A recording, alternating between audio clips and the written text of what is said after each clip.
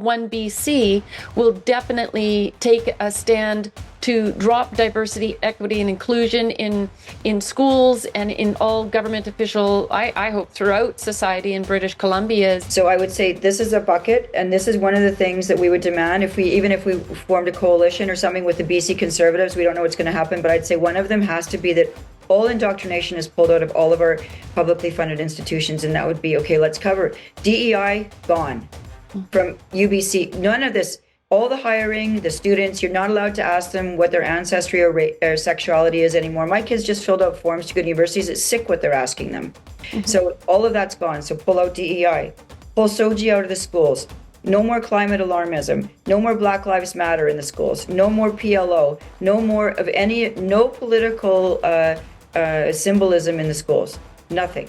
Just remove it all. Our flags. On our public institutions, you can only have the Canadian flag, the provincial flag, and then a municipal flag. But all the other flags, you want to fly it on your own house, or fine, put it on your car, but not at our public institutions. Our flags are already inclusive. That's the whole idea of them. Then I would say all of I have friends who are in medicine, the disgusting things they're doing to medical students and what they're being forced to, like all this stuff about chest feeding, no, it's breastfeeding. And calling the vagina the front hole, no, it's a vagina, and stop this. And a pregnant person, no, it's a pregnant woman. This is what's being done. People send me things that's from their medical school classes. Well, this is disgusting. This is a woman's body, and we're erasing it, and so all of this would come out.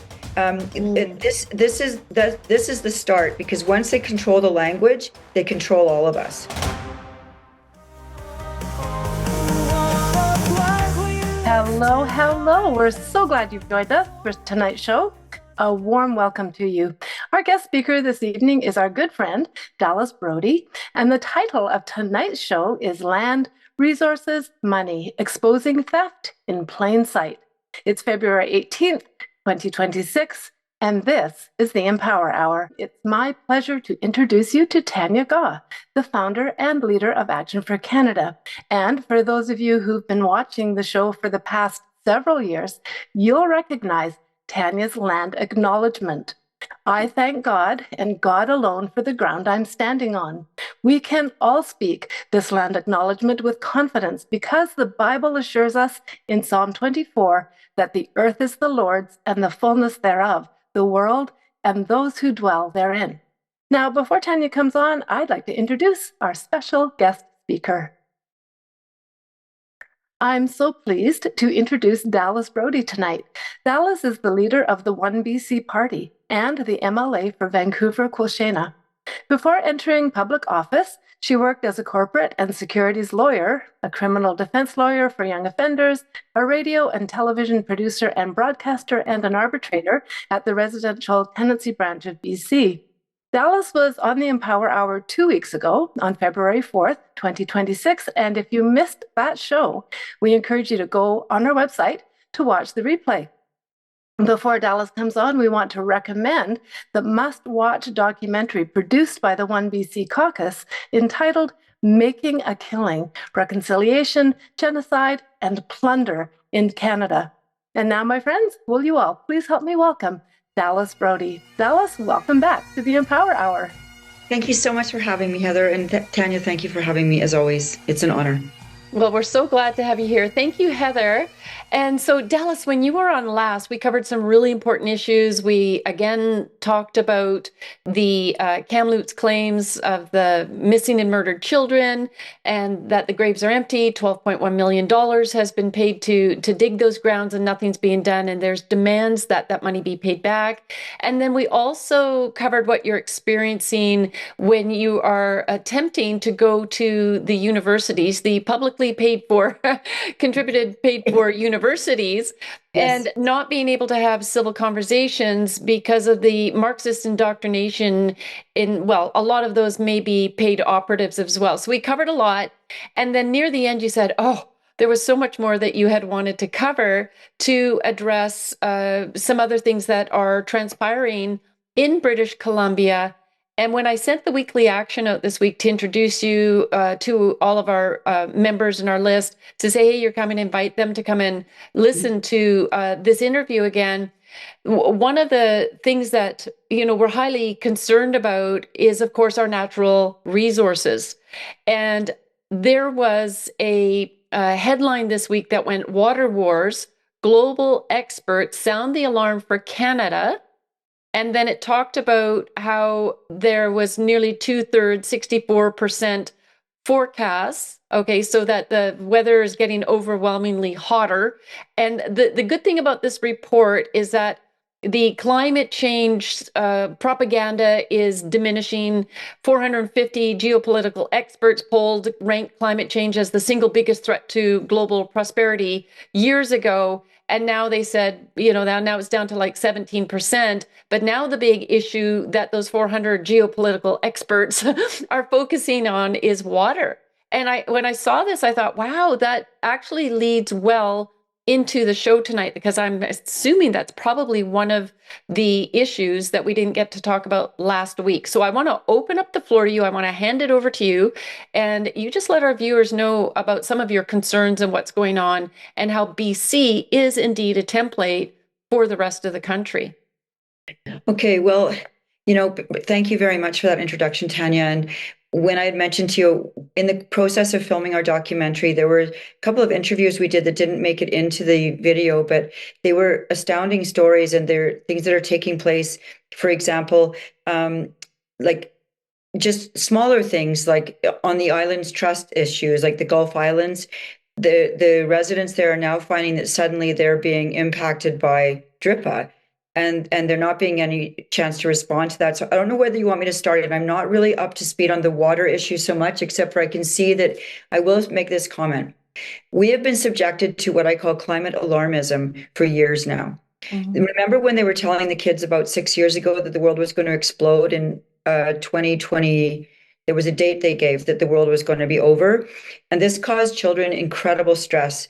They were so scared that, what are we doing? We're not going to be alive anymore. Like it, and this is the fear they've been planting in kids on so many different levels. And I remember in the 70s when we were told that we were going to be running out of food by 1978. There was going to be no more food. There was going to be a global famine. If you go back to the Time magazine covers, you can actually Google it and say predictions of ice age in the 70s. I think there were 3 different covers throughout that decade saying we're going to hit an ice age and we're all going to freeze to death. So these kinds of alarmist things have been coming up, for my whole life.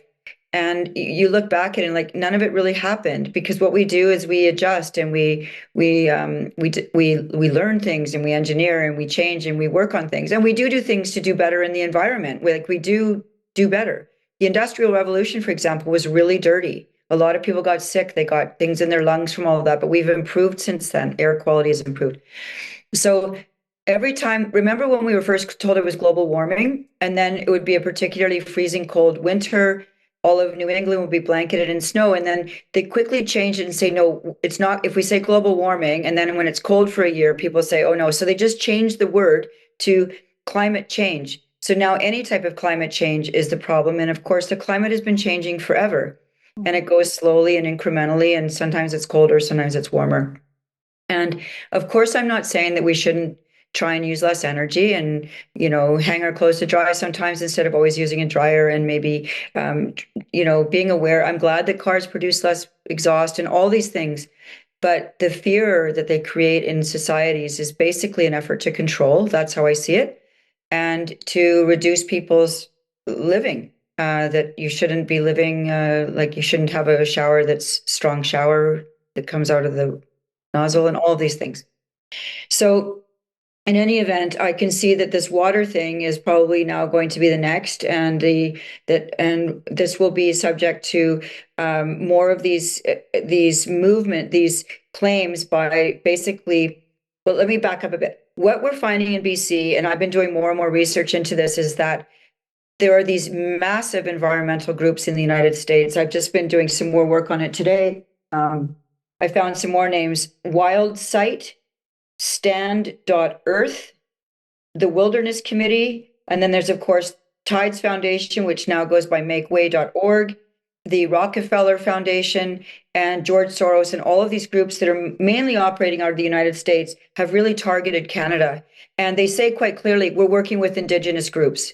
And they create groups, and they're using our desire to do well by our Indigenous people to guilt us. And it's a whole thing that they use to move forward into massive land grabs in BC. And we are particularly afflicted. And I notice a lot of these groups that I've been researching, they always seem to have an office here in Vancouver. Quebec is also a hot zone, but they're often based in California.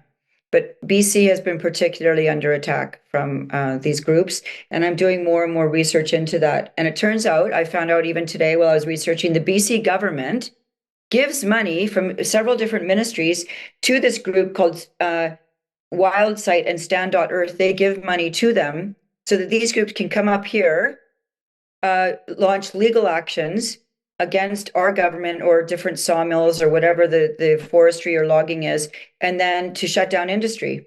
So this is one that I read today, Something Nation, I can't read the name, but it's a Wixawa Nation sues BC over timber license extension amid final treaty talks.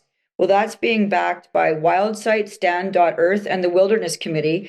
And they're basically, they're being funded by the BC government to shut down so that this timber company can get more a cutting extension of 3 years. So that's what I'm noticing. There's this whole, it's like a churn. You've named it as an industry, and it all ties back to the Global Compact on Migration and 17 Sustainable Development Goals and the water control restriction over all of our natural resources is intended. Like, this is a major wealth transfer. This is about greed, bottom line. This is not about the Indians. If they truly cared for them, we'd rip up the Indian Act. And as you've said multiple times as well, I love that. I reported on that in the action I sent out, that you agree with that, and that we all, if we're all truly going to be treated equally under the law, then let's get to that point. We've already got it in the Constitution. The Indian Act doesn't override the Constitution, but because we've got activist judges, activist politicians that are willing to move this through because of their ties to whether China or the United Nations or the World Economic Forum, and then they're recycling and I call it theft. They're taking taxpayer dollars to fund these NGOs to shut down our industries, like the forest industry. They're just shutting down. I forget where it was in BC, and that's so many. It's not just jobs of the men and women that work in that industry. It's the small towns that those industries support. So they're just annihilating us in British Columbia, and David Eby is full on behind that. He is full on behind it. And one of his principal's advisors is a man named Doug White. He's the chief of the Nanaimo Band, and he is one of Premier Eby's principal advisors. He sits right up here, and I'm in the ledge this week. He's up here all the time, and he's right behind Eby all the time, advising him. And their ideology really is land back. And it was funny because in the ledge today, they've had this disastrous budget they've brought out. That's a whole other issue. Complete disaster. We're now in a deficit that's out of control. And anyway, the green guy, Rob Botterall, got up and got angry at the government for saying they might even nip around the edges of DRIPA and amend it. And see, these people actually believe deeply in their heart that we should give all the land back. Okay? And they do believe that.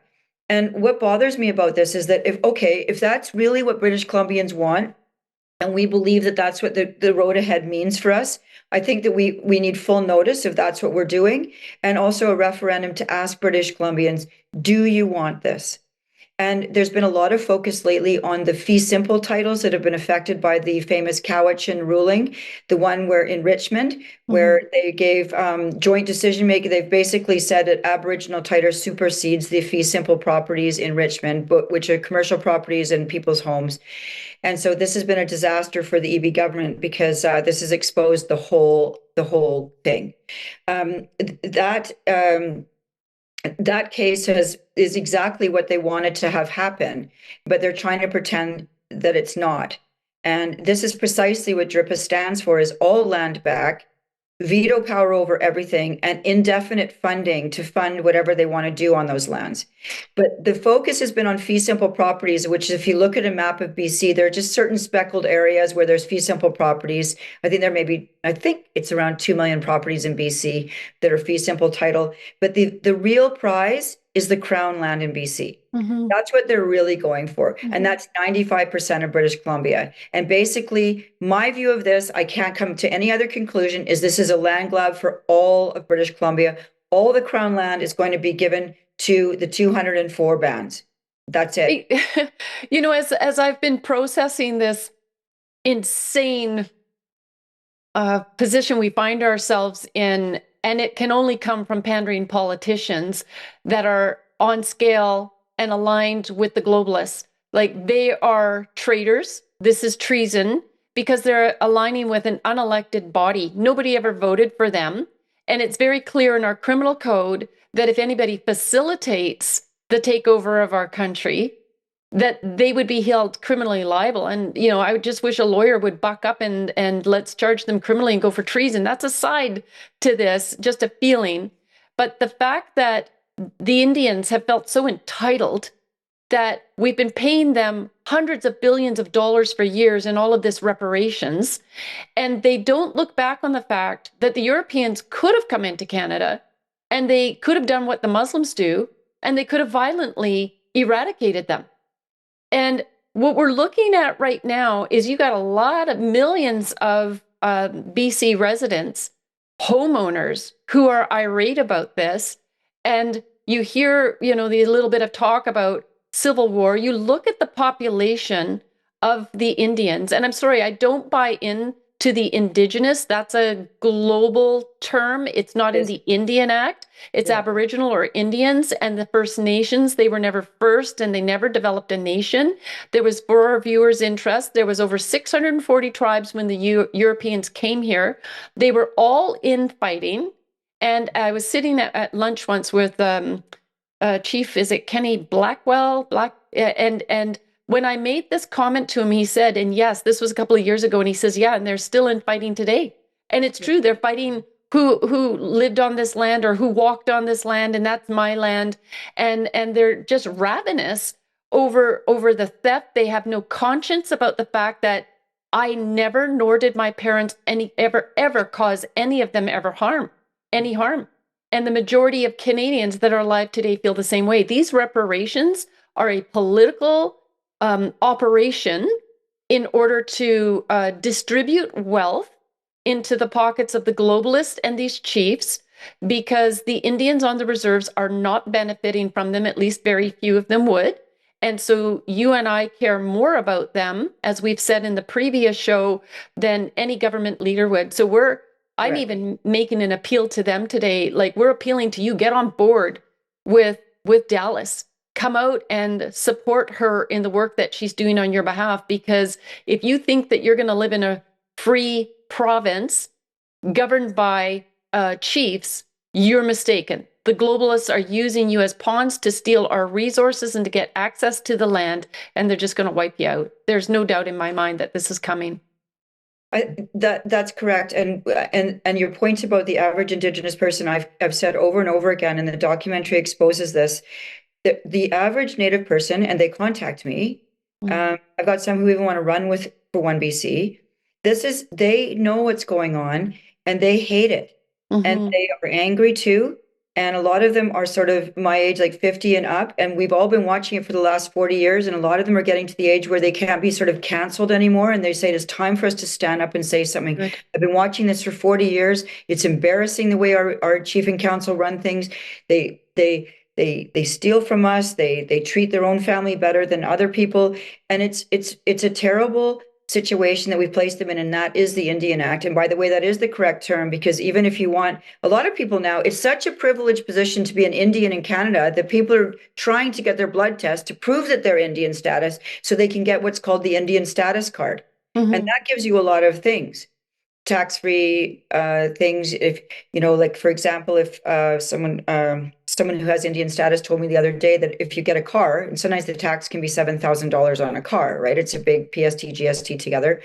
If you go on to a reserve and take delivery of it there at a reserve where you're affiliated, you don't have to pay that tax. Yeah, just think about how our That's viewers a right big, now. that's a Yeah. big goodie, okay? Like Yeah. how many of us wouldn't? So now more and more people want that status card. So you can see that it's not an oppressed position anymore. It's actually something that's, if it ever was. And I'm just going to say this. The key is to make everybody the same and stop this race-based system because it's being abused by people who see money moving around. And the federal government, the provincial governments, and the municipal governments are all gushing money in this regard. And the reconciliation industry is who's making the money. People have different names for this. Frances Widdowson calls it the is it the grievance industry or the she has a different name for it, but everybody has a different name for what this is. And basically it's the elites that are benefiting from this. So it goes to the chief and council, developers, lawyers, and consultants. And these are big money flowing. And then, I'm sure there's other money slipping out here and there. And the average, it's not changing the life of average people on reserves, as we keep hearing from people who have bad water. And, we all hear the stories all the time, and most Canadians go, how could this be? How could this still be going on? Right. And the thing is, too, is that, the Indians are wanting to claim that, they want independence from Canadians and they want to own the land, but they haven't really developed anything. It's like you're still complaining about not having clean water, regardless of how that came to be. We have paid out hundreds of billions of dollars. So you figure it out. If you're so smart and you want to run your own nation, figure this out. And then if you want to take BC, there needs to be a buyback program. If we paid out all these reparations for nothing, and now you're going to claim that all this territory is yours and us expected. I was talking to somebody the other day because I own my home, and I can't tell you what I went through during the deepest hardships of my life to maintain and hang on to this home and this little property that's mine.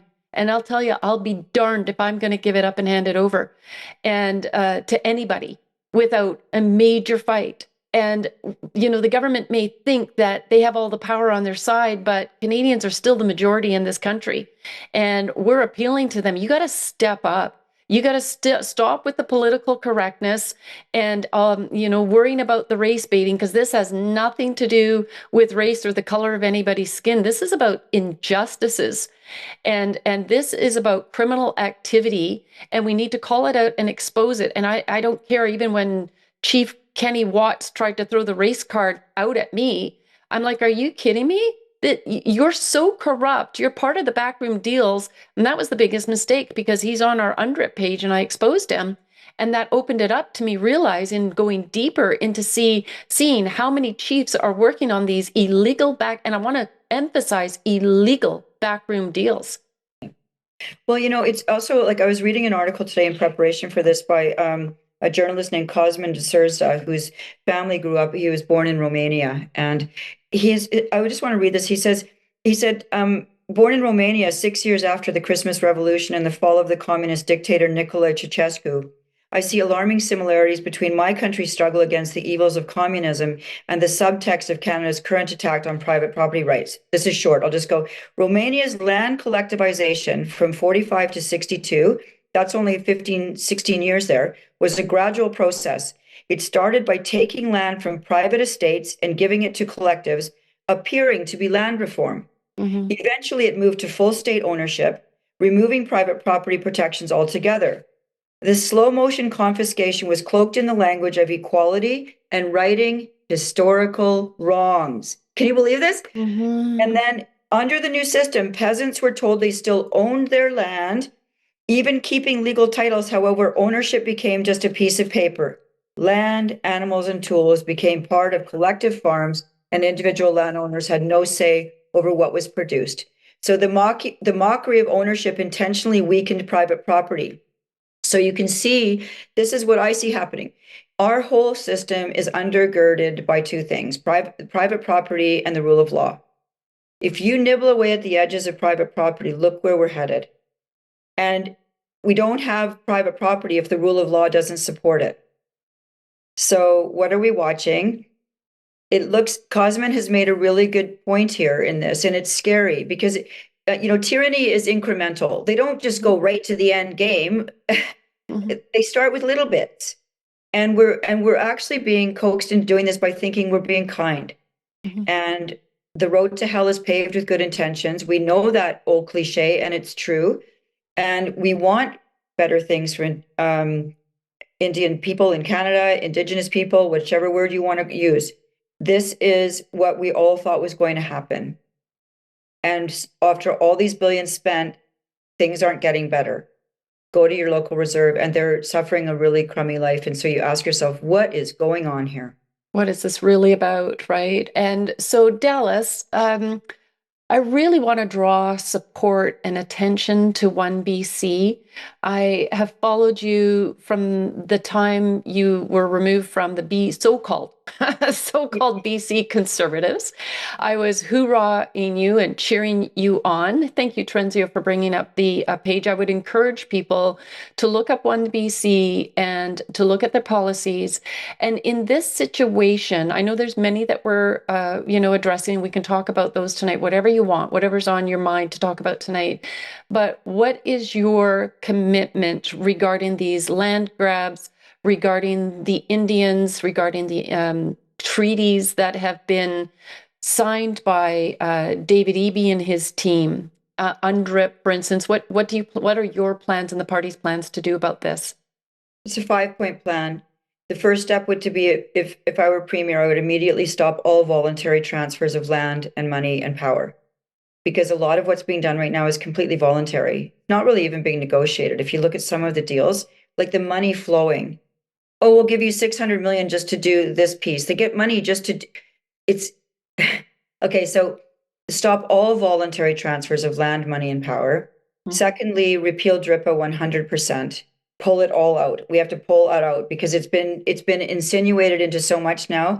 That could be done fairly quickly, sort of like pulling soji out of everything. It can be done fairly quickly, but it's just saying we're going to do this and it's done, and it has to be done within the next month, right? So you pull DRIP out, then we would declare UNDRIP of no force in effect in British Columbia. We are not going to honor that anymore. Fourthly, we would do sort of, Danielle Smith has led the way, very beautifully, amazing woman, saying that she's demanding things of the federal government. We need to demand as a province that Section 35 of the Constitution Act of 1982 be repealed or amended. We cannot go on this way with the Aboriginal treaties and rights that were expressed in that, because it's taking down our province and we can't even function. We're in irons. We are stuck. And then the final thing would be to amend or repeal the Indian Act completely and have all reserves go to operate just as townships or municipalities, and give every person who's living on there fee simple ownership to their property. This is now yours. There would be some details around this, maybe a simple cash payout to this, but it's over. And now you can function in society the way the rest of us do. You've got your property. You're either going to grow it, you're going to blow it, but you're going to be like the rest of us, because everybody has ups and downs. Sometimes we make good decisions, sometimes we make bad ones, but then everybody's the same again. And that would be the sort of 5-step plan. And that's really high level, but that's a sort of an outline for how you could go forward. And I don't see any other way to do it. In times of financial uncertainty, safeguarding your assets is increasingly important. In response to ongoing inflation, economic challenges, and market instability, many Canadians are adopting the timeless strategy of investing in precious metals.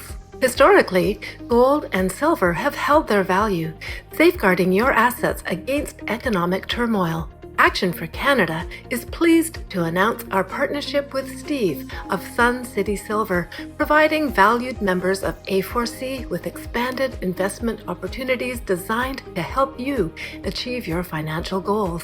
Steve is an ally of the Freedom Movement, and he's offering members of Action for Canada exclusive access to some of Canada's premier prices. By leveraging his connections with Silver Gold Bull, you can access competitive rates for securing your precious metals. Silver Gold Bull is a trusted Canadian leader, offering live pricing 24/7 and boasting nearly 400,000 five-star reviews on Trustpilot. For an order of $5,000, be sure to indicate you're an Action for Canada member and receive a complimentary 1967 silver dollar, courtesy of Sun City Silver. Expand your collection further by referring a new customer who places a similar order, and Steve will reward you with a special bonus thank you gift. Your purchase with Steve is a dual investment. You invest in your future while simultaneously supporting the freedom movement with a percentage of each sale benefiting Action for Canada. For more information, be sure to visit actionforcanada.com/purchasing-precious-metals/.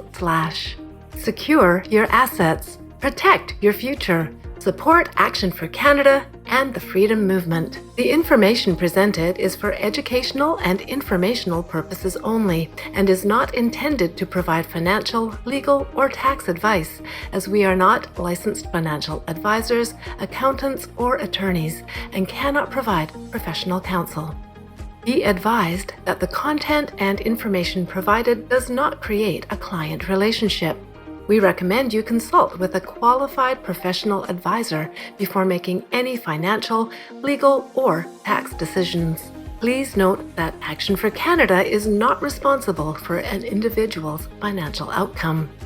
Remember, your decisions are your own, and we recommend doing your own research before making any investment.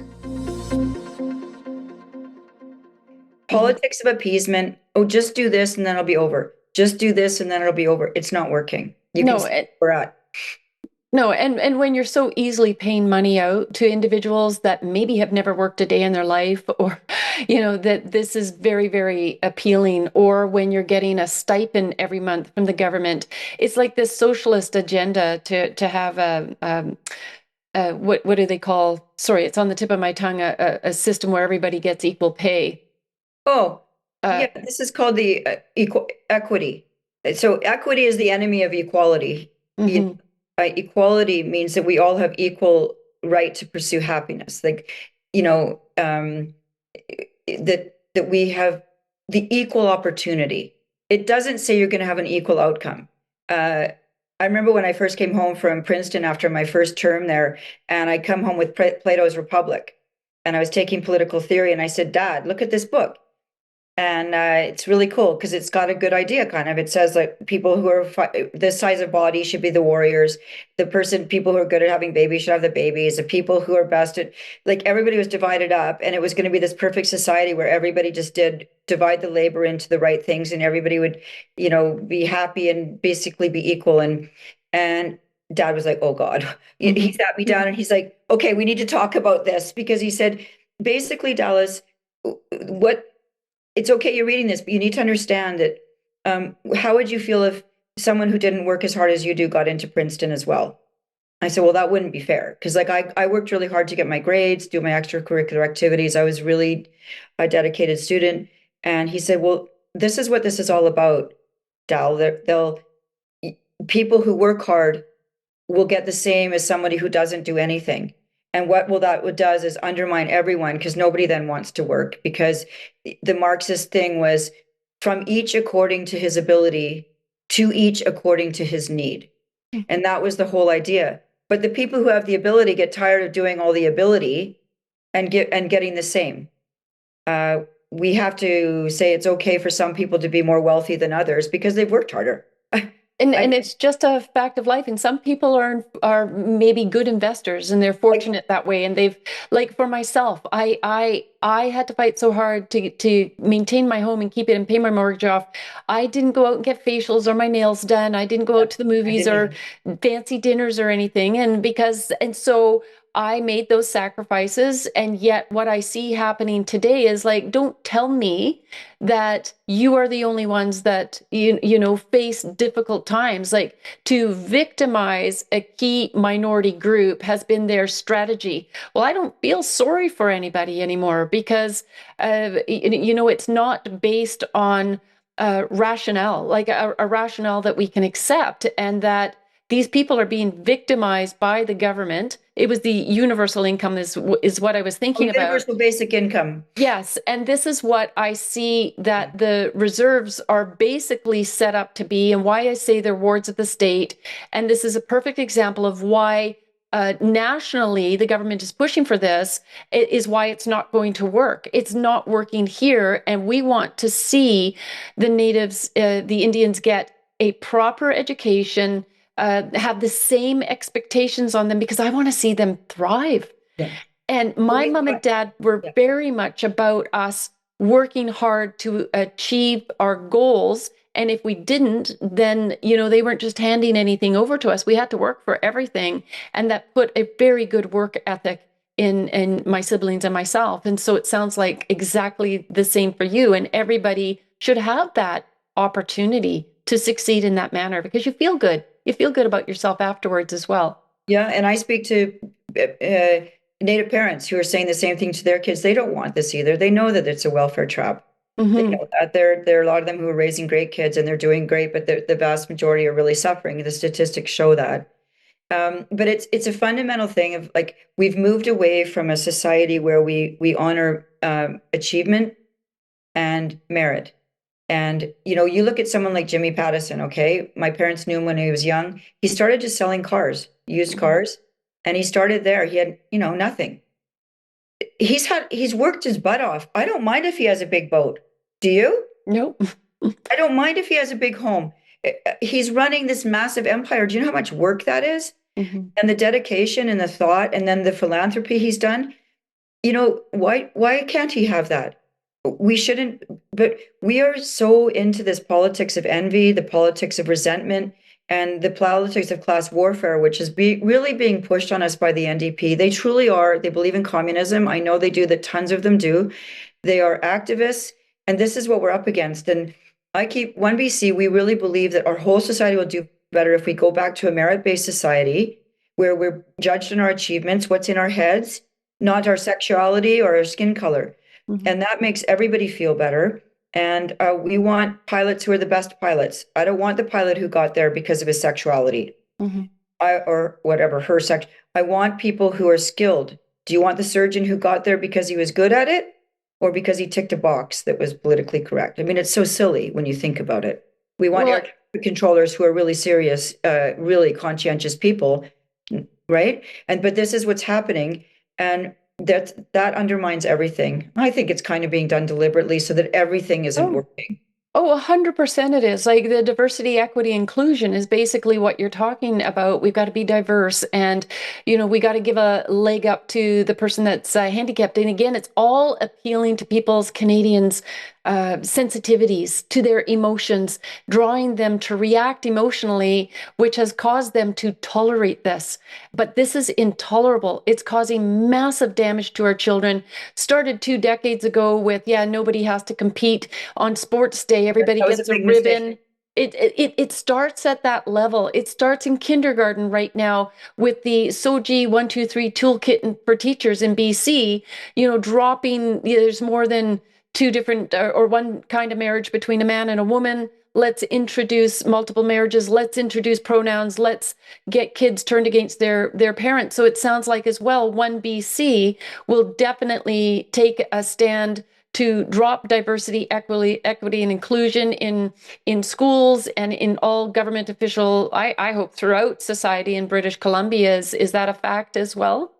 Yes, I call it our indoctrination bucket of goodies. So I would say this is a bucket, and this is one of the things that we would demand even if we formed a coalition or something with the BC Conservatives. We don't know what's going to happen, but I'd say one of them has to be that all indoctrination is pulled out of all of our publicly funded institutions, and that would be, okay, let's cover it. DEI, gone from UBC. None of this, all the hiring, the students, you're not allowed to ask them what their ancestry or sexuality is anymore. My kids just filled out forms to go to universities. It's sick what they're asking them. Mm-hmm. So all of that's gone. So pull out DEI, pull SOGI out of the schools. No more climate alarmism. No more Black Lives Matter in the schools. No more PLO. No more of no political symbolism in the schools. Nothing.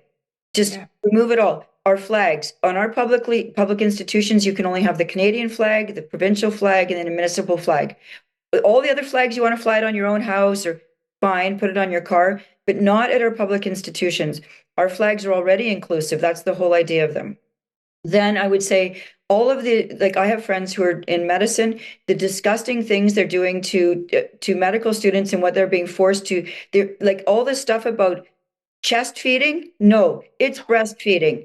And calling the vagina the front hole. No, it's a vagina, and stop this. And a pregnant person. No, it's a pregnant woman. This is what's being done. People send me things that's from their medical school classes. Well, This is disgusting. This is a woman's body, and we're erasing it. And so all of this would come out. This is the start, because once they control the language, they control all of us. And that would be, I know Sarah Huckabee Sanders, she's a bit of a heroine to me. She's down in the States. She's in, I think she's a governor or a senator somewhere down in, I think it's Arkansas. And she did this. She pulled out all this chest feeding and pregnant people stuff out of all of it and said, it's gone. And it's gone. It's just an attack. Like, the devil hates creation, and women have this amazing womb. And what would they like better than to destroy womanhood than by having delusional men who definitely need to be having some counseling, trying to express that they're identifying as a woman. Yeah, it's got to stop. I'm not going to hand over my womanhood to some ridiculous ideologies that are not scientific. And the other thing too is that how they are taking over every institution, like the BC law institution, into finances. I have a friend right now who's going through financial courses, and she sent me a text the other day, and she's going, I didn't get one question right because I was trying to figure it out. It goes in and it talks about, you know, how these two women are married and they've adopted a child. And then it talks about she, you know, I think it was about a life insurance policy. And then she's going, well, who is she? Which one is she? And it's like, all of this propaganda has to be removed from every single institution. This tragic, you know, what took place, the shooting in Tumbler Ridge, as they're stating in the news in those very critical first moments that it is a woman in a dress, when people should have been looking for a young man dressed as a woman. I mean, this is criminal, and it puts lives at risk. You know, I don't know, would you like to as well make a statement about what happened in Tumbler Ridge as well? Just tragic. Well, just say quickly, and also I'd pull out land acknowledgements. That's another of the indoctrination that's going on. That would come out. If they want to do it, they can, but you can't mandate this anymore. In front of the national anthem, we've got the land acknowledgements happening. It's obvious what they're doing. They're trying to erase Canada. So this Tumbler Ridge situation, what bothers me the most about, like, okay, it is so upsetting to think of these little kids. So I pause on that, but there were guns in that house. They had already been confiscated, and the adult in the house petitioned to get them back. And this kid got them. And there had been numerous visits. I don't know all the details, but apparently the police had been involved with his family before. They knew that there was a big problem here. So what I think is happening is that people are so afraid to say that this is mental illness that they're allowing this to continue, because people are afraid to say this kid's dangerous, because they're afraid they'll be accused of being intolerant to somebody who's has body dysphoria and gender dysphoria. And so this is what happens when ideology takes over. We are now referring to a gun person. I mean, and it happened in Rhode Island too, a full-grown man. Yes. Like, it's just ridiculous. And it's like, it's crazy. But everyone is the regime accepted narratives are so powerful. And look what happened to me just for saying that there weren't graves. There have been 0 bodies found at the Kamloops Indian Residential School. That is a fact. And I just got slaughtered. And I still, it's gotten, the time's gone by, and I'm being proven correct, and I want to come back to that because there's big news coming this week on that. But, this is what happens. It's really scary. People see what happens to me and people are like, I don't want to do that. I don't want to lose my job. And no one wants to lose their job. That's what it comes down to. But this kid should have been in a, looks like institutionalized. He was threatening his family. It's scary. Well, and I would say I've got a letter, and we're going to be doing a national call to action, but I've got a letter specific addressed to David Eby. And in the letter, I'm holding him 100% responsible for what happened in Tumbler Ridge. And it has to be said out loud. Somebody has to say it. This is government-induced mental illness. This is starting, as I said, in kindergarten. And these kids are being indoctrinated and fed information that never in our life have we ever heard. There is no such thing as a trans child. And to convince a child that they were born in the wrong body is abuse. It is physical abuse, it's mental abuse. And then as well within this letter, and everybody make sure if you haven't signed up for Action for Canada that you are, because then you will receive this letter and this call to action. And everybody, you want to see this happen, you want to support Dallas Brodie, people like Maxime Bernier, then these calls to actions are critical because it supports the work that they're doing on the front line as we basically partner in this. But it has come out clearly, and Dr. McCullough just wrote a report on this, that the selective serotonin reuptake inhibitors that are referred to as SSRIs, they're antidepressants that are given to these kids, and that they are at a 43, get that, a 43% higher risk of violent crime convictions. Really? On these, and I have, it's a Swedish report where there was something like 840,000 people participated in this study. And so you can't tell me that this is a random study that's picked. There's a couple of studies that it points out. There's so many reports showing the damage that this is causing, never mind physically mutilating a child. And then the case in the United States where the detransitioner, this young woman who had her breasts removed at the age of 16, she's now 22, she won a case and was awarded $2 million. She sued the psychiatrist and the surgeon. And so I've included this in a letter as a warning to every school board trustee, and I'm verbalizing that right now. You know what? We will be coming for you. We have served you notices of liability, proving the measurable harm to these children. And we're telling you, we're showing you that this is happening, and you have refused, you have denied it, you've rejected this information. And now it is putting every single school board trustee, David Eby, premiers on notice again, because we've updated the notice of liability as well to include this information to say, we're done warning you, legal action is coming. How much further do you want to go with this? And I'm in touch with another province with the staff of a premier. And I said, look, you know what? We're going to be coming out with this action. We are asking you in advance. SOGI must be removed as a resource that is intertwined, as you said, in all of this. And so that's what I look at that boy that committed this horrific crime. You could see how he was mentally struggling and out of his mind, and very likely that was induced. And that's why I call this government-induced mental illness leading to violent crimes. And David Eby, the education ministers, these people need to be held liable at some point. I'm not going to stop until this is out of the system. So I super appreciate your stand on this, Dallas, that you are committed to pull SOGI in BC. Yeah, no, all of it comes out. If you're a parent who wants your child to learn these things, go and get your own little class. You get together with your friends, and you can take those weird books and you can show them to your kids in a group where all the parents like that.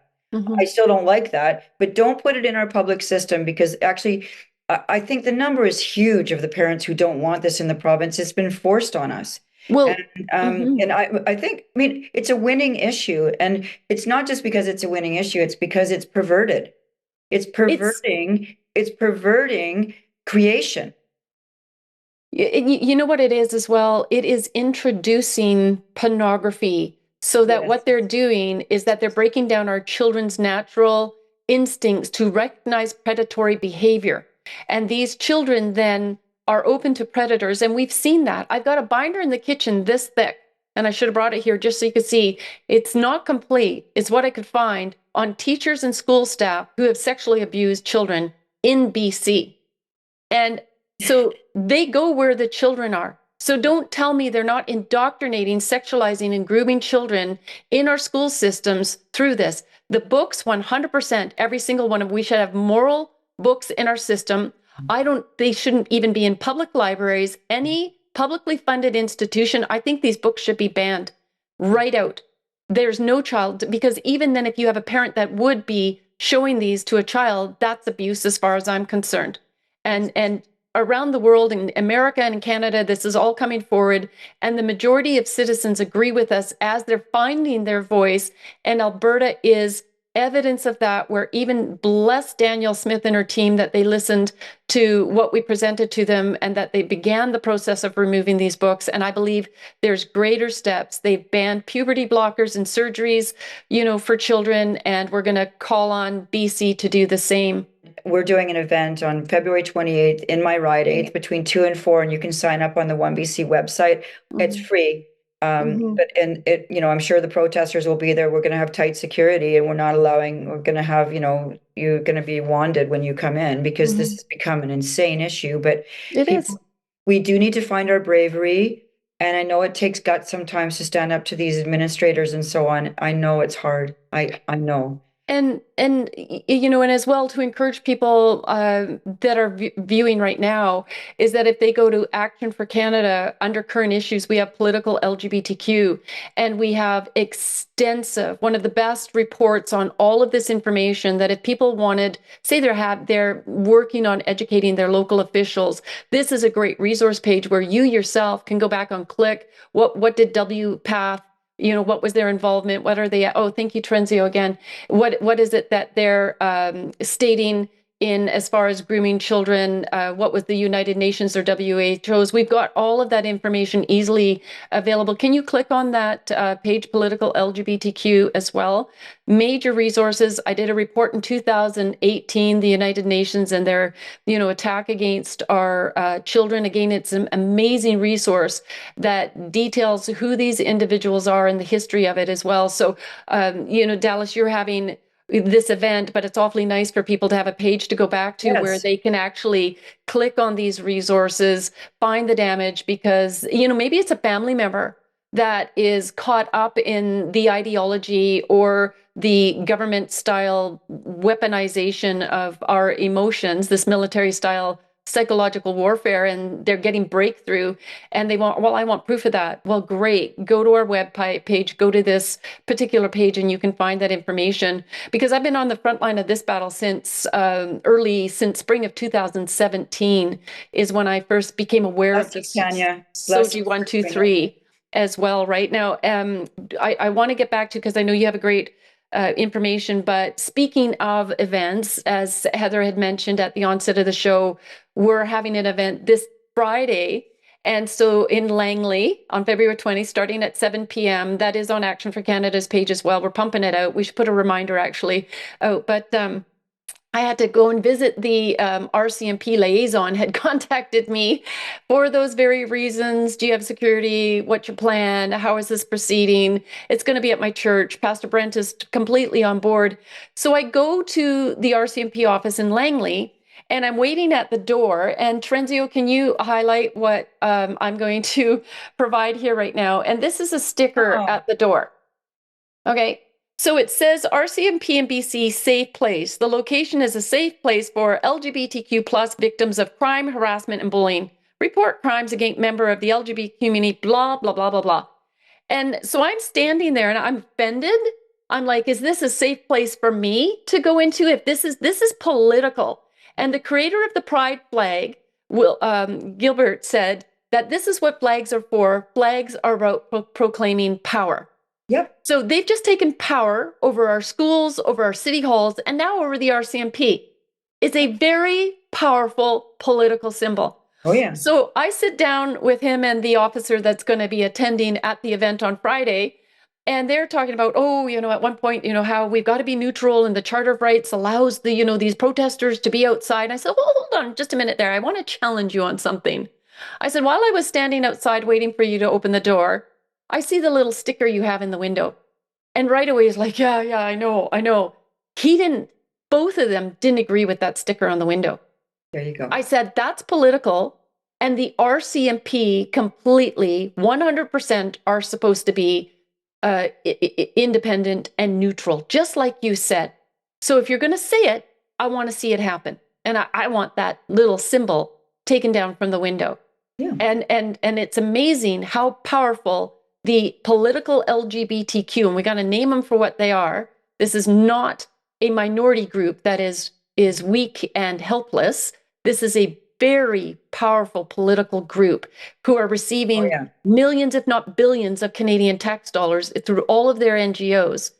And Trump is doing the right thing defunding them. But anyway, so back on point to this, what I did want to get back to is you said that you have an incredible announcement or update to provide on the, I believe it going to be the Kamloops graves? Yes. Okay. So if you Google today, I got contacted by someone who said news is breaking in Kamloops today that the chief of the Kamloops band, Roseanne Casimir, who has relentlessly called me horrible names, demanded my resignation, called me like the vile things I've been called by Chief Stuart Phillip, that TG guy, and then Casimir is out of control. And the media repeats it as if it's okay to say these things about me. I'm diabolical, vile, disgusting, disgraceful, every word they can think of, calling for me to resign. So just under a month ago, the Federal Privacy Commissioner heard an appeal of a Freedom of Information Act request that was done by Blacklock's reporters, as well as, I think, another group. And they were trying to get the records, that the progress reports for the excavations that were supposed to have been done. The band demanded $12.1 million to dig. So the quid pro quo was that we will give you the money, but you have to file regular progress reports about the excavations and progress you're making. So we're about 4.5 years on. There's been no digging, as we all know. And the money's been spent. And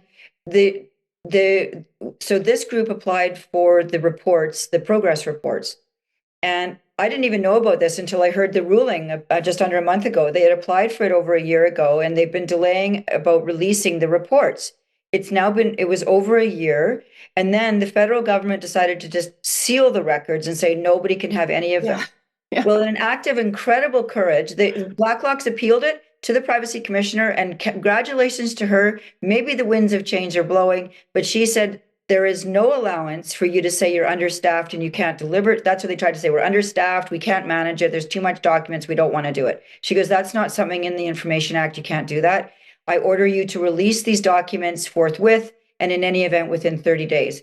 30 days is on Friday, February 20th. This was a huge victory. Francis Widowson's talked about it. It is, and mainstream media didn't report this. It was all done. We heard about it because I hear from people who are saying this is an incredible victory. This is a brave privacy commissioner, but I think she's realized this has got to stop. And she says we have to have accountability. So these documents are coming out the day after tomorrow. February 20th is the deadline. Suddenly there are these reports from Chief Casimir where they're now changing their story about whether they're going to excavate, whether it's sacred ground, whether they know if there are any bodies. They've narrowed their focus. They have to go to 38 different bands now to get permission to see where the bones should go if they dig them. It's incredible what they're saying now. And but their pressure is on now because they have to reveal what's been done, and they've got all these explanations of that they've been having discussions and consultations and and that they're now saying, well, there may not be, sort of hinting, well, we don't know if there are remains, but they're still holding to it in a way. But it's a very big shift in the tone and words being used about this. And all I can say is I phoned one of the journalists who did it today, and I said, I want to give my comments on this. And I said, I've been called every name in the book. And I said, this represents a huge victory for truth in this country. And I believe that Casimir should resign. First of all, she should refund the money if they're not going to dig all 12.1 million plus interest back to the Canadian taxpayers, because it belongs to our money. And they didn't do it. Was earmarked for that. They didn't do it. Or start digging immediately, and it has to be done by the RCMP, not just a group of people. It has to be done properly. And it should have been roped off for all these years anyway. But leaving that aside, also, I think she should apologize to Canada. Mm-hmm. And I think she should resign. 100%. This is very good news. And, you know, the exposure, just being able to expose the fraud.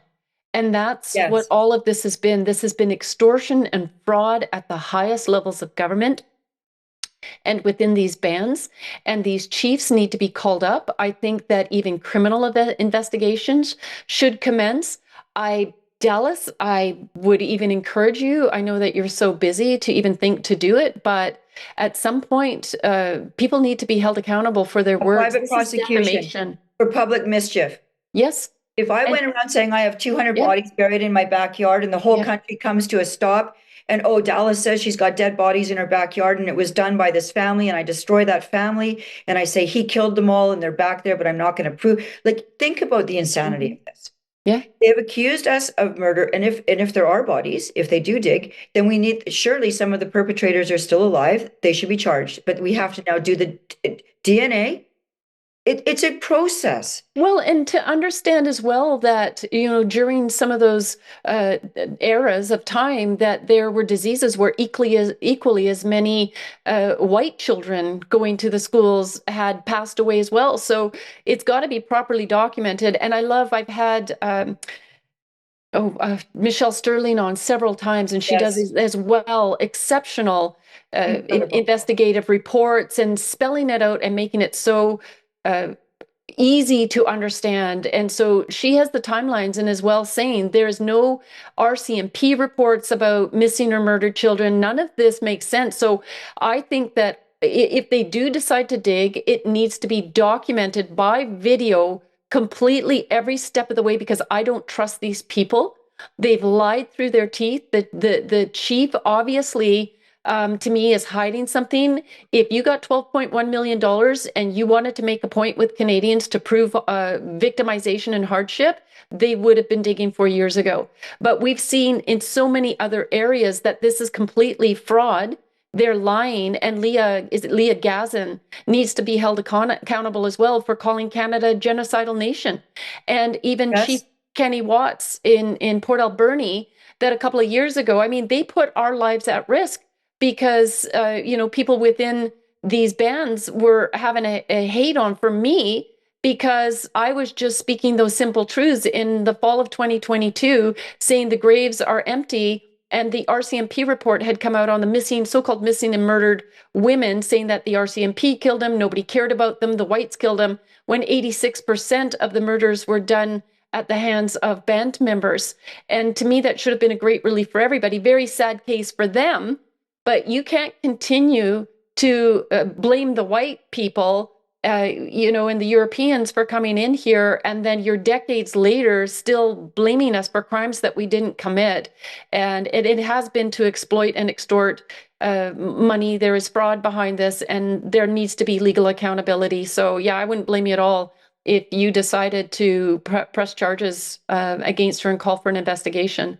Also, I'll say that the 12.1 million is kind of a drop in the bucket, because actually in the wake of the 215, Indian bands in Canada received and spent over $350 million.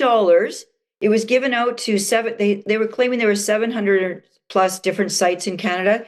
350 million was given to people all across Canada to search for bodies, and have failed to produce a single body. And then, yet the hysteria produced by these outrageous falsehoods was such that Parliament was induced to unanimously pass a resolution that Indian residential schools were a genocide. No, not cultural genocide, but the Nazi type of genocide, without any proof of even a single murdered child, not one. And so, as a brilliant lawyer named Barry Kirkham writes, these lies have created a grave risk to the continuance of this country. They must be challenged and shown to be without factual foundation. The truth about Canadian history is that Canada treated the natives better than any other country did. In the USA, tens of thousands of Indians were killed as manifest destiny spread westward, and they were displaced. None of this happened in Canada. And John A. Macdonald, this is just John A. Macdonald saved the Plains Indians from their own internecine warfare, from American whiskey traders, and after the collapse of the buffalo from starvation, he cared deeply about the Indian bands and insisted their treaty rights be respected. And this is the restoration of the truth is necessary to save our country. And this is the truth, you guys, is like the truth. Everybody needs it. Mm-hmm. And as Tom Flanagan said in our documentary, though, they don't want to let go of this because they pull on this and the whole thing will collapse. Well, it's the whole reason that they started this false flag to say that there were all these murdered children, especially children, again, going on the emotions and the heartstrings. Remember, flags were at half-mast. Churches were burned. Shoes, little children's shoes were put out. Observances, over 100 churches were burned. So this has gained the ground to then take the next step to land grabs, resources grabs as well. And if you don't mind, I'm just going to share a page, Trenzio, for a moment, Dallas, while we're on this, because I want people to understand what it is that you are saying and the magnitude of this. So again, undercurrent issues, you'll drop down to UNDRIP. There's a report at the top of the page. And when I got attacked by this chief in 2022, I put this report together. I've done numerous videos and presentations explaining actually what all of this is about for a number of years now. And if you go down, you will see some of the breaking news about residential schools, but you'll also see, and I haven't updated this in a while, but this is the hundreds of billions of dollars based on this fraud that Canadians have been paying out, and the different reasons why, victimizing this group so that they could do this wealth transfer. Where is all this money going? Who's getting it? The band members are saying they're not receiving this money. They're not benefiting from it. Oh. Here's the report about the 86%. And then if we go down a little bit more, like I said, because I was getting attacked, I went, look, like the graves are empty. I'm not being cruel. No. I'm not being heartless about this. I'm celebrating the fact you're wrong. The graves are empty. This is something that everybody, yet they weren't celebrating it. And I was like, what is wrong with this picture? And then here's what you were talking about, $12 million spent on mass grave hoax in Kamloops. I had Michelle on. This genocide thread was based on this, again, funded documentary that was strategically brought out at a certain point. And then it just keep going down the page. Here's the churches. And then this was Chief Kenny Watts with his fraudulent attack against me, him making a public statement calling me racist, and again, putting my welfare as I'm traveling on the island at risk. And these people, like I said, need to be held to account for the crimes that they've been committing against good people like Dallas and I. So Dallas, did you want to comment, make another comment on that? I have something I want to show you. This was can you see that? It says every child matters with a little post and it go the other way. Nope, the other way. There. Now zoom in. Okay. This is a billboard that is in Penticton still that says 215 on it. I don't know if you can see that part, but it says 215 right here. Mm-hmm. Yes. And I'm there standing in front of it holding just a handmade thing saying 0 bodies. We did that while we were filming and that made them so mad, that iconic picture, because what bugs me is this. First of all, even the band has said that they're anomalies. So this is a fake billboard, still claiming 215. I'm going to be interested to see if this gets changed this week. But they should be on the backside of the sign. It said, great news, 0 bodies. Because I flipped it over. I went, great news, 0 bodies. We should be celebrating. Exactly. We should be filled with joy that this whole thing was a mistake. And I'm very concerned that pride and money is like the climb down here is going to be big, because this is going to be a win and a lose. Because if they have to admit, you see what I'm saying here, this lie has gotten so big, mm-hmm. or this claim that hasn't been proved, let's call it, it's gotten so big that how it's going to be hard to stand in front of the country and say, we were wrong. Mm-hmm. But Frances Widdowson keeps saying, we need a reckoning.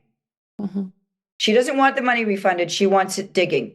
She goes, I will not accept anything but digging. Dallas, I don't even want a refund. I want them to dig and prove. We need to know. You've heard Frances speak.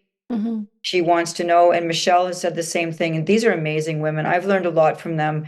I know far less than they do about the details, but they know every detail about what the numbers, the names of the people who actually died, the children, some of how them did die.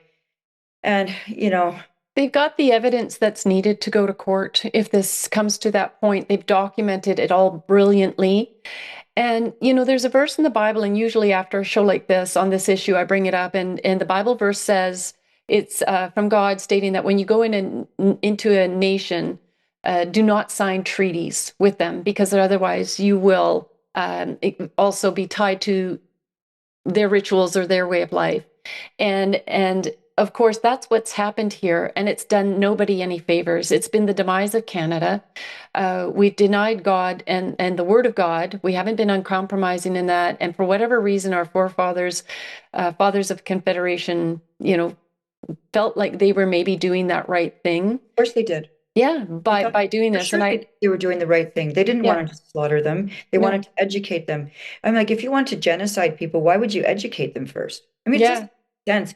The whole story, were mistakes made? I'm sure there were. There was abuse in my school growing up. There were kids who were molested. I didn't know what was going on at the time, but I knew in my high school in Vancouver, public school, that there was teachers sleeping with grade eights. And I knew over at PW, Prince of Wales, this very publicized case of the teachers who were molesting all the 14-year-olds on the Quest program. And he went to trial years later. But there's been abuse. There's plenty of abuse to go around. In fact, there's abuse going on today right here in front of us. Like, so we'll never stamp out all abuse. But the truth is, I do believe the intentions were essentially good. The chiefs, it's in the documentary. This isn't me saying it. It's historians who have told. The chiefs demanded education for their kids because they could see the world was changing. They wanted them to learn agriculture. They wanted them to learn trades. They wanted to have the weapons. They saw. And so I sometimes say, well, what were they supposed to do? Well, you could say, well, they could just go home, but that wasn't the world then. Everybody was moving around. Spain was on the move. Danish were on the move. Everybody was exploring the world. And this is what was going on at the time. And I think the Canadians we apparently, according to Nigel Bigar, treated the Native population better than any other country in the world. I've heard, and history proves that, and it's too bad they didn't appreciate it. They've now bit the hand that feeds them. And in a sense, right, that has just provided so much. If they had just appreciated it and then chose to thrive within their communities and take advantage of all of what we provided them, tax-free fish, whatever all of the perks had been. But as you said, greed, evil, pride has come in, and I don't think it's going to bode well for them in the end once all of this is done. But I think we are going to set things straight in Canada so everybody is equal under the law and according to the Constitution, and that we are going to be united in thought, because you can't thrive as a nation without being united and having sovereignty and, some good old-fashioned patriotism that will always, bring people together. And I always want to finish by saying, remember, there are a lot of Indigenous people who don't like this, okay? This is not, we can't paint, it's the chiefs in council, even Trudeau and Chrétien in 1969 brought forward the white paper to say we cannot go forward with two classes of citizens. It was the white paper of 1969, and the AFN, the Assembly of First Nations, the group that is 635 bands in Canada, they said, no way, you're not taking away our Indian Act. Because Trudeau, I didn't like him, but he was right there. He said, we're going to have citizens and citizens plus, and we can't do it. And look where we're at. So what a mess. Right. And, and a lot of Native people have suffered badly as a result of being forced to live in these communist ethno states where they can't even own their own property. No, and so I'm praying for a great resolve and a great reset in Canada, where all of this is going to be put straight and everybody will be equal under the law with the same privileges and the same work ethic. And no matter where you are in the country, you possibly know somebody in British Columbia. So Dallas, how else can people support you? I've always encouraged people to follow you on X as well, but help us inform people about what OneBC is doing and bring awareness to Dallas and her party, please. Okay, so many things you can do. Okay, you can always donate. You can become a member. You can also go to our website and find out about our upcoming events. We just did a tour through. We went to Sorrento, then to Penticton, and then to Creston. And by the way, we had to turn people away. We had the first place was 200 people. Second place we had 120. That we could have filled it to 200. It was incredible the turnout we had, and both places held the line because they were subjected to vile threats, insults, threats, abuse. And one of the woman who was running the hall in Sorrento, she's a 60-year-old woman like me, and she's just running this with her daughter. And we had to just say, it'll be okay. She was terrified. She said she didn't even know what we were talking about, but she had committed to renting out the hall. She was nonpartisan. She wasn't taking any sides. And the abuse that she took, but you know what? She held the line.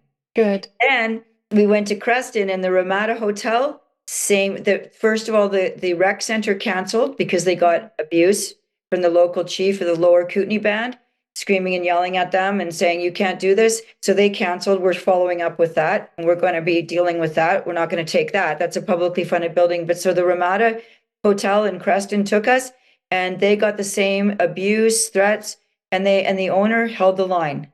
So here's the good news. Courage is contagious, and people are starting to say no. Yeah. I'm caving into a bunch of disgusting emails. Yeah, that's awesome. And I want to challenge pastors as well. Open your doors to these events. Pastor Brent Smith is our pastor from Riverside Calvary Chapel. And I've said, Pastor Brent, are you okay with this? And he says, absolutely, Tanya, I support you. And so we're looking forward to a good turnout. And that we need, even if people have to stand outside, if it's 1,000 of you in the parking lot, that bodes well to the sad bunch that are showing up that are, indoctrinated and don't understand what actually is going on because they're unwilling to have a conversation. So good for you. By the way, Tanya, the lady in Sorrento got a standing ovation from everybody there. She was crying.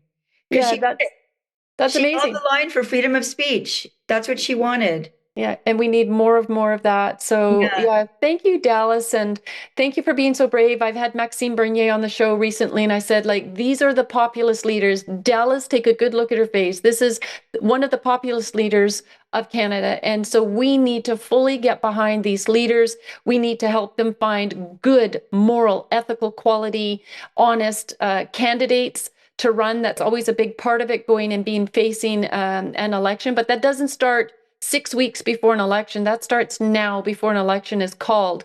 So I'm really going to encourage people, our viewers, once again, make sure that if you know people in BC, if they don't know about Dallas, bring the awareness, because she is standing on all of the policies, everything that we could possibly dream about in taking back our country and making sure that our children and our grandchildren, the future generations, have the same opportunities that we did growing up. Yeah, right. And also follow me on X or Instagram or Facebook. That's another way. And just, if you cannot even do that, just watch the documentary or send it to a friend if that's all you can do. Or another thing you can do is just go to work tomorrow and take those pronouns and that land acknowledgement off your email signature. If that's all you can handle right now, that's one thing you can do, is go and do your little pushback, because you can't be forced to do that. So that's an excellent idea. I love it. And be courageous. You're not going to lose your job. You're not going to lose. They may threaten you. They may bully you, but all of this is coming to an end. They know it. They might double down a little bit more, but we got to all together take these steps. And I believe we can do this, Dallas. So thank you so much for taking the time to join us again on the show tonight. Thank you, Tanya, and God bless you for your work. You're an amazing woman. And Heather, thank you for your beautiful introduction. And I just can't thank you enough, Tanya. You're an inspiration to me as well. We all help each other to be brave. We need each other. Absolutely. And I love it when you say it's something, and one of my mottos is courage is contagious. So go out there and be courageous today. Be brave, do something. Yes. Yeah, exactly. Okay. Thank you so much, my friend. We'll see you Friday. All right. Okay. See you Friday, everybody. Thank you. Bye-bye. Bye. All right. Well, that's amazing. I love Dallas. I love what she's doing. She is indeed so brave and courageous and standing on the front line. And this is where I've seen such a shift in the last 10 years, 10 and a half years I've been at this. And, you know, people were just too concerned about stepping up and stepping out. But political correctness is now in our rearview mirror. You are on the right side of history. If you are speaking out, take all of our materials, start sending them to your elected officials, start befriending them, because you have no idea how they have been lobbied by the other side and lied to. And with the best of intentions, sometimes they've signed on to these crazy things like SOGI or DRIPA or, you know, whatever else it may be, because they have many of them have been deceived. And I'm not making excuses for them. But our experiences through our chapter leaders and some of our members is that, like, they saw the information and went like, holy smokes, what?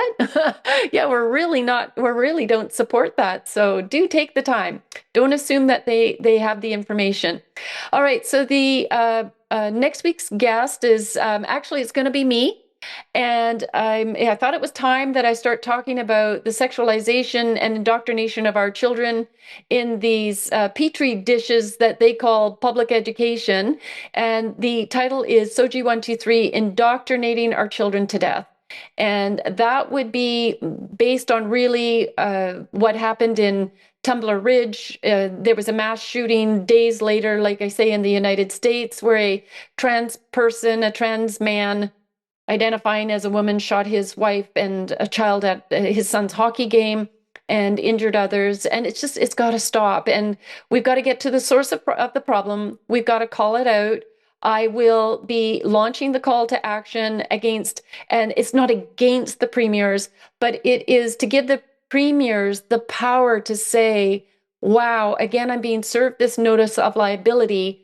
If this were to go towards a legal action, if a detransitioner in their province decided to say, I was indoctrinated and groomed in the school system, the premier, we have evidence that the premier was notified of the measurable harms this was causing in multiple ways, like I say, psychologically, physically, emotionally, then they have got to understand that liability is just around the corner. And I quote the huge win in the United States where this young detransitioner was groomed and exploited, her innocence was exploited, and that's a shot across the bow. And we got to take advantage of this. This is a powerful position to be in. I'm hoping the province that I'm in conversation with today is going to take this step. If you see one announcing it, you'll know why. And I'll say no more. But this is the kind of work that Action for Canada is doing in the background, and we're winning. We got SOGI 123 removed in Saskatchewan. We're working on this other province. We are going to demand that David Eby remove this. Don't talk to me about gun controls or mental health issues. You know, we've got the evidence of why this young man headed down this route and so many others like him. And the suicide ideation, the rate is like 19 times higher once they've transitioned, so-called transitioned, had these medical mutilating surgeries. Who wouldn't be upset by the time they get in their 20s and go, wait a minute, I think that I've been deceived. Where did it first begin? Gee, when I was 12 or 14 years old. Okay. And then they're going to want justice if they possibly have the strength to do that. So you can help by making sure you take action when we launch that. All right. And so the Bible verse, this is one of my favorites, you guys. Those of you who follow me regularly will see, yeah, I recognize that, Tanya. Same little cute little picture. I love birdies, and there they are with the flowers. It brings some joy to my heart and so much encouragement. Galatians 6:9 says, let us not become weary in doing good, for at the proper time we will reap a harvest if we do not give up. And that's my encouragement to you today. Don't listen to the noise. Look at the facts. It took us decades to get into this mess. I've been at this a decade. I'm just starting to see us get out of this mess. But I'm seeing that once these dominoes start to fall, it's going to be a good position. We're going to be in a good position. But we need all you educated and ready and supporting us along this journey. The more of you that step up right now at this time in history, the faster that we are going to find our way through this. Okay, so I hope that's encouraging to you tonight. Make sure on Rumble that you give us a thumbs up. that you subscribe to our Rumble and to our YouTube channels. I'm going to just one more thing. I got a friend texted me the other day, and he said, I was literally on your X page, and as I am looking at posts, they're disappearing. And I said, I knew it. I knew that I'm being censored on all of these platforms, and that is the second time that that's happened. And several months ago, a friend literally took a video of a post, which was a really popular post, and the numbers were going up and up and up. And as she signed it, the numbers were going down and down and down. And so I really need your support. Action for Canada needs your support in sharing our information, because we're obviously doing some damage. And so you can be proud of yourselves if you actually take the opportunity to share the information with a friend. Okay, that's what you can do. Okay, that's your call to action. Anyways, I hope to see you next week, and I hope you have a fantastic week. We got a weekend that's coming fast upon us. For those of you on Friday night, come up and say, hey, I saw you on the Empower Hour. Happy to be here. It's going to be a great time. It's going to be a fabulous time on Friday. I'm excited to be there with Dallas and helping to educate more citizens and get them mobilized in our own communities. So God bless you. And as always, God bless Canada. Thank you.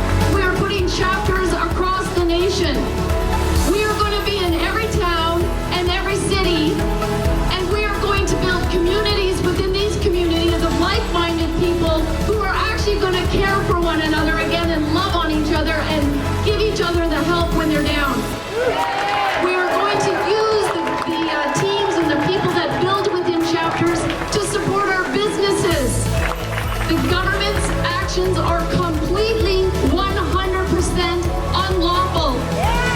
Judgment will again be found on justice, and those with virtuous hearts will pursue it. You have a virtuous heart if you are here today pursuing freedom and righteousness. And then verse 23 comes along with a promise. God says He will turn the sins of evil people back on them. He will destroy them for their sins. I take great comfort in that, because I serve a mighty living God who has allowed us to go through this season of discomfort, because we as a nation had turned our backs on Him, and we need to get right. So I am just going to thank you so much. I'm going to say God bless you, and God